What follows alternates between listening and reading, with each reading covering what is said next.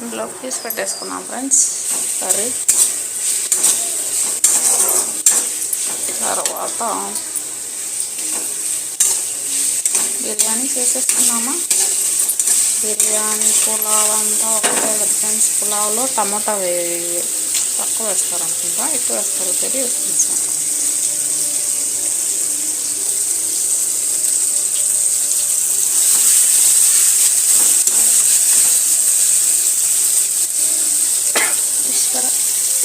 sorry,